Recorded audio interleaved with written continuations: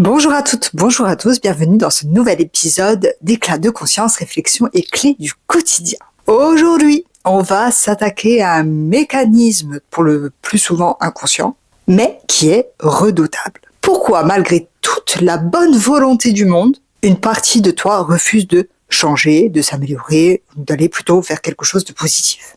Aujourd'hui, on va parler bénéfices cachés.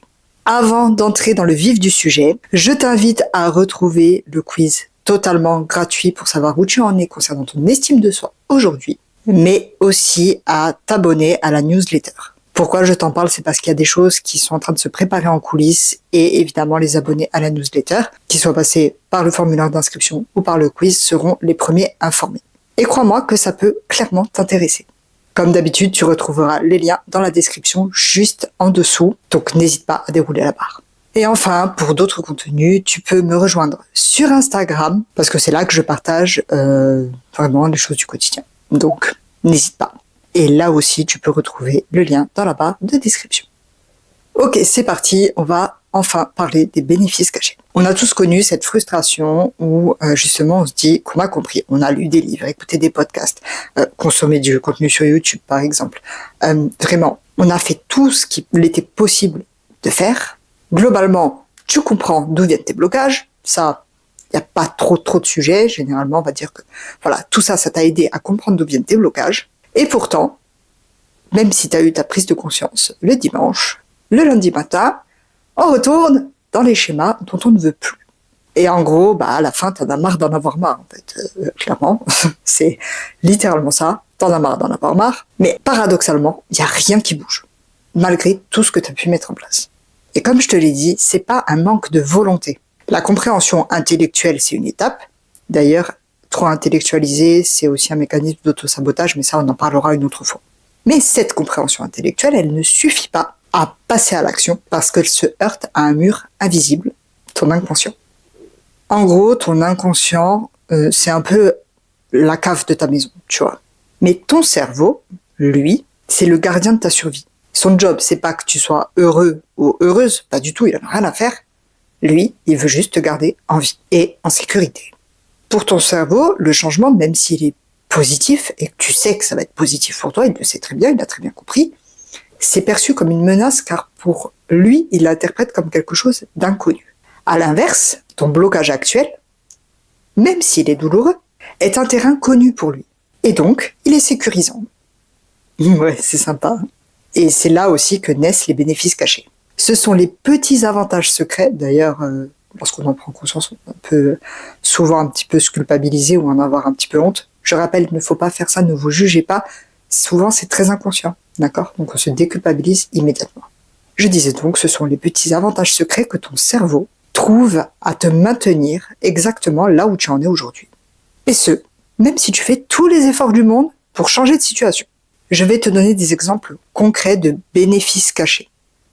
Je rappelle que ce sont des mécanismes souvent inconscients, que parfois on a du mal aussi à accepter cette réalité-là. Et le but, ce n'est évidemment pas de se culpabiliser, d'accord? Donc je te rassure tout de suite, c'est tout à fait normal. Et il n'y a qu'en mettant le doigt dessus qu'on peut commencer à travailler concrètement sur les bénéfices cachés et donc à commencer à initier un déblocage. On va prendre par exemple le bénéfice dit de l'invisibilité. Ok, tu vas te dire nul ou pas assez prêt, assez prête pour lancer un projet par exemple, ou pour faire telle chose, ou pour commencer ci ou pour commencer l'autre, bref, peu importe. Et le bénéfice caché, c'est que tu t'épargnes le risque d'être jugé ou de rater et donc de te confronter à un potentiel échec. J'ai bien dit potentiel, ça ne veut pas dire que ça va arriver. En gros, pour ton cerveau, si tu n'essaies pas, tu es à l'abri de l'échec et de tout jugement. Sauf que forcément, quelque part, tu t'empêches aussi de réussir.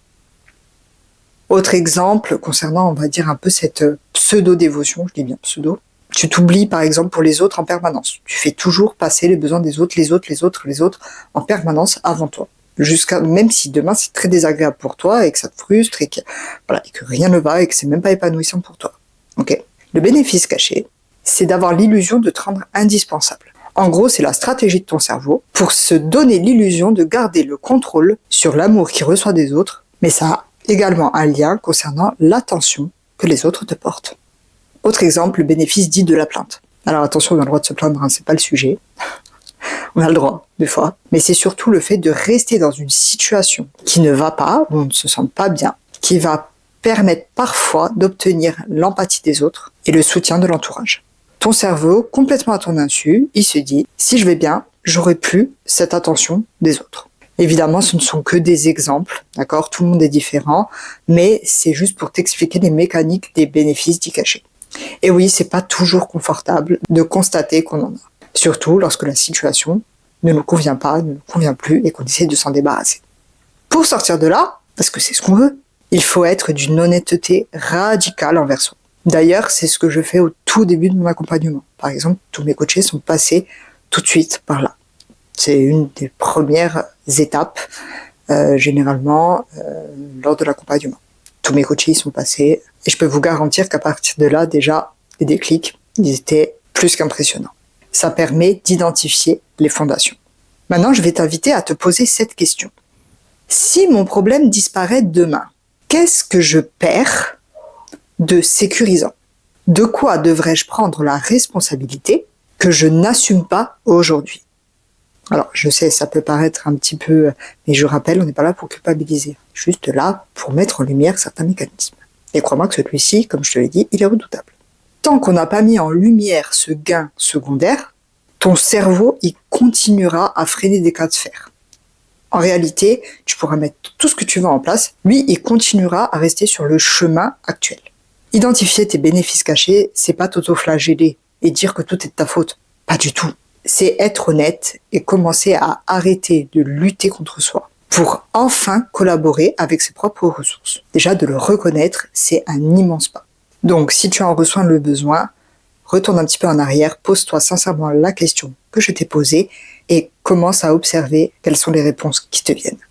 Cet épisode touche à sa fin. Je t'invite à le liker s'il t'a permis un nouvel éclairage. N'hésite pas à le partager si tu penses que le contenu peut être utile à quelqu'un de ton entourage. Et surtout, n'oublie pas de t'abonner et d'activer la cloche de notification pour ne louper aucun des futurs épisodes. Je te dis à mardi prochain, même heure. Et en attendant, ne l'oublie pas, tu es la clé.